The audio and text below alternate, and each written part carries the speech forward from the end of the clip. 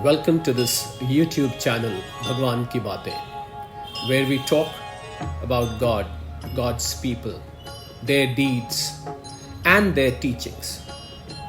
We're starting a new series today, where we're going to talk about the great saints who have changed our lives, who have not just uplifted themselves, but have changed the society, have set an example, and have sailed several people out of this world on a different journey. How do you recognize a saint? Someone who's won over all the distortions in this human body. Kam, Krodh, Lobh, Moh, Ahankar. That's the true way of identifying a saint. So in the first of this series, we will take up Sant Tulsidas. And while Narayan was reclining on the serpent Shesh in the sea of milk, some of his bhaktas like Uddhav, Akrur, Valmiki, Dhruv, Prahlad, Shuk, coming near him, paid their reverence to the Lord of the Yadavas. The Savior of the world said to Valmiki, "In the Kali Yuga, sins have become intolerable. I wish you to become an avatar among mortals and bring about the salvation of men," as we just learnt about the definition of saint.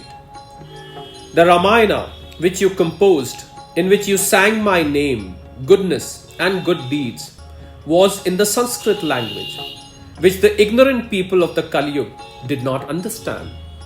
So becoming an avatar amongst mortals set them to worshipping me. So Valmiki, hearing him say this, made obeisance to him. In the northern country, in the city of Hastinapur, which is currently Delhi, in the house of a Kanuj Brahman, Rishi Valmiki became a voluntary avatar. The Brahmin bore the name of Atmaram. He became a man devoted to religion and of perfect good deeds. Akbar was the king at that time, and he was in the service of Akbar. Atmaram was a wise Brahmin, and he enjoyed king's favor. It was in his family that Valmiki became an avatar. The good Brahmin Atmaram performed rituals of birth and naming of his son. He was named Tulsidas. The father lovingly played with him. Day by day he grew in the stature. His parents invested him with sacred thread, and he was kept as a brahmachari, which means a celibate, for 12 years. He daily performed his baths and devotions. They made him study the Vedas according to the prescribed rules. After searching out a bride for him, his marriage took place. As his childhood passed away and he became a young man, the two were united in love. They never could endure separation. Both gave themselves up to enjoying many kinds of rich clothes, ornaments, garlands of pearls, and brilliant jewels, saffron, musk, sandal flowers, yellow betel nut leaves, cardamoms, cloves, nutmeg. But Tulsidas could not endure being without his wife. The name of Tulsidas' wife was Devi Mamata. As a dutiful wife, she served him with full reverence. It happened one day that King Akbar was going on a tour. Tulsidas immediately joined him and went with him. Just then a messenger arrived from her mother's home asking her to come there.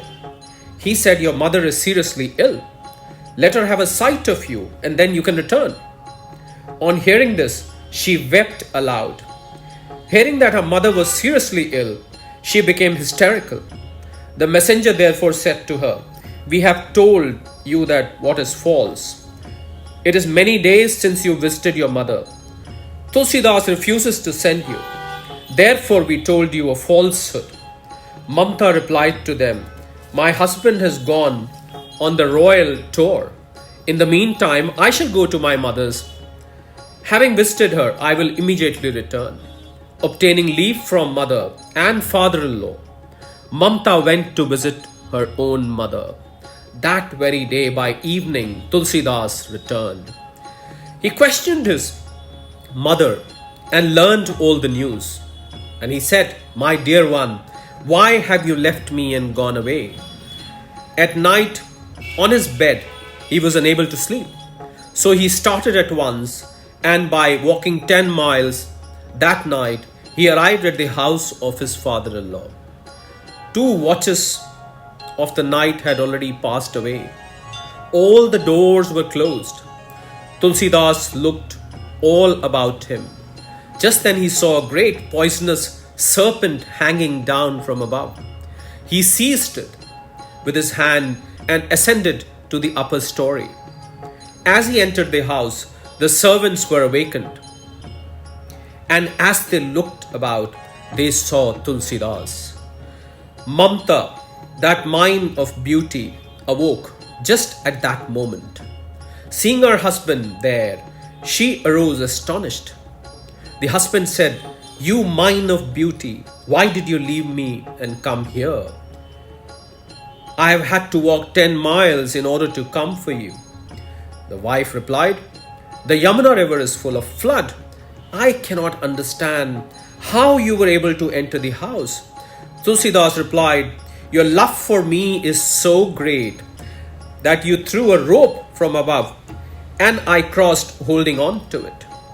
The dutiful wife, hearing this, replied, "Why do you speak untruth? I never threw a rope from the upper story." As she did not know what was true or false, she said, "Show me the rope." Taking a servant with her and lighting a lamp, they looked for it. Just then they saw this great enormous serpent hanging down from above. All were frightened. It seemed so strange.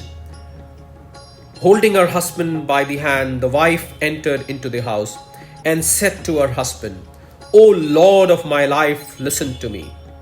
You call yourself wise and clever, but you have no common sense. You're always intoxicated with your ignorance. Why did you leave your mother, father, brother, and friends, your wealth, your property, and you came for me at such a time of the night? If this great serpent had bitten you, you would have lost your life. O Lord of my life, you know nothing about the transitory concerns of this life. With desire to see me, you came rushing by the night. Many have lost their lives in running after women. When Indra saw the beautiful Ahilya, he was overcome by her charms. Many have lost their lives by running after women. Ravan lost life by running after Sita. So many have lost their lives by running after us women. Seeing the brightness of the light, the moth loses its life. So many have lost their lives by running after women." She just kept repeating this sentence. Not recognizing God in their hearts, they seek to satisfy sensual desire. These evil ones do not recognize Shri Ram, the place of rest for everyone. Men love their sons, wives, wealth, and properties more than their own lives. If men remembered the feet of Shri Hari, their lives would have value. Through these words of Mamta, Tulsidas experienced a change of heart.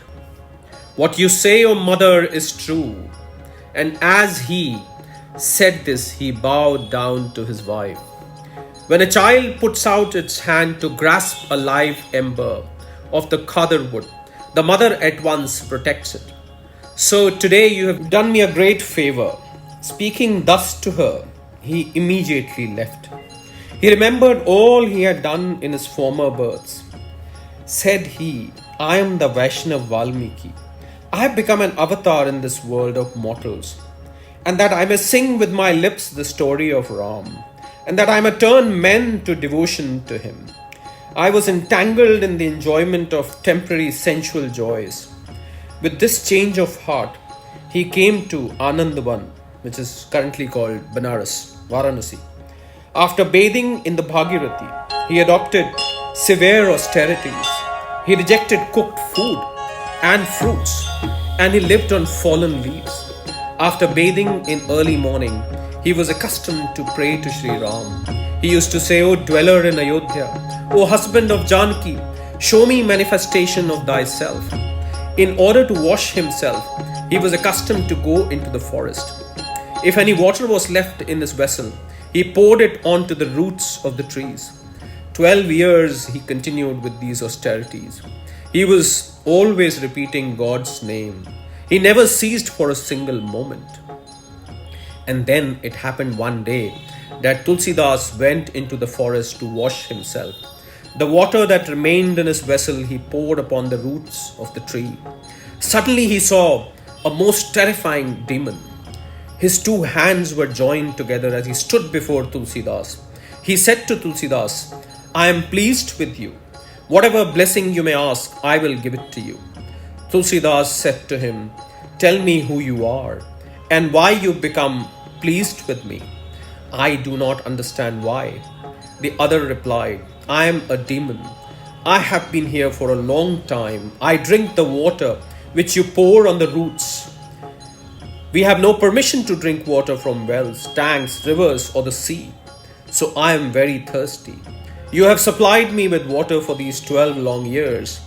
I will give whatever you ask for. Tulsidas, with an astonished mind, said to himself, I was wishing for a visible manifestation of Sri Ram. The result of that desire has been favor of this ghost. I planted a mango tree that bore the fruit of Vrindavan tree. So the performance of these austerities have brought me the favor of this ghost. I was wishing for a wish cow. Instead of her, a pig appeared. So failing a manifestation of Sri Ram, it is this ghost who is showing this favor to me. Having made a ring of sugar around a tree, there sprung out of it a bitter squash. So although my austerities have been good, it is this ghost who is pleased with me. I was looking at a beautiful royal swan coming towards me, when suddenly I saw a crow instead. So instead of meeting Sri Ram, it is this ghost that is pleased with me. It is like looking for association with the good and then seeing a reveler coming forward. So instead of meeting the husband of Janaki, this has become pleased with me. While seeking philosophic knowledge, sensual stories may fall on one's ears. So instead of meeting with Ram, it is this ghost that is pleased with me. It is like one desiring the shade of the wish tree should immediately see a forest of Sindhi trees. So instead of meeting with Ram, it is this ghost who is pleased with me. So one has the desire for scientific knowledge and suddenly one listens to some heretical story. So instead of meeting with Ram, this ghost is pleased with me. He just keeps repeating it. While one desiring a garland of pearls, a pile of crystals fell before him. So instead of seeing the husband of Janaki, this ghost has been pleased with me. While desiring to see the ocean of milk, one suddenly sees instead a pool of water. So instead of meeting the slayer of Ravana, it is this ghost that is pleased with me. After listening to him, the demon said, You seem to be a wonderfully clever man. So ask of me a gift worthy for me to give. Do not hesitate. One should never call that great or little by which our purposes are carried out. If one refuses to use borax, gold will not melt in the melting pot. If one refuses to use fine thread, he will not be able to string a garland of flowers. And without from needle, one will not be able to sew a coat. One should not refuse to use broom because it is made of Sindhi. A wise man is willing to use common things to carry out his purpose. So Tulsidas said to him, You become pleased with me. You say, I have no further desire in my heart than you should help me to meet Sri Ram. As the name of Ram was heard by the demon, he stepped back and said, If I should repeat his name by my lips, it will mean my destruction. If you really wish to meet him, Maruti is his servant. I can cause him to manifest himself to you. Tulsidas replied, Where is Maruti? Show him to me at once. He will fulfill my desire. The demon answered, You are constantly listening to the Puranas. An aged Brahman is accustomed to come here. it is he who is Maruti. If you ask who he is, I will tell you how he may be recognized. He comes and sits before anyone else. He leaves after everyone is gone. He has a staff in his hand and a cap on his head. He wears an old garment and a loin cloth. If you see a form like that, you will know that he is the head of the monkeys. Thus speaking, the demon became invisible, and Tulsidas returned to his hermitage. We will limit today's capsule to this. In the next capsule, we will learn about this interesting story as to what happens thereafter. How does Tulsidas meet Lord Hanuman, Maruti as the demon called him, and what happens thereafter? It'll be very interesting, very inspiring, very, very full of knowledge.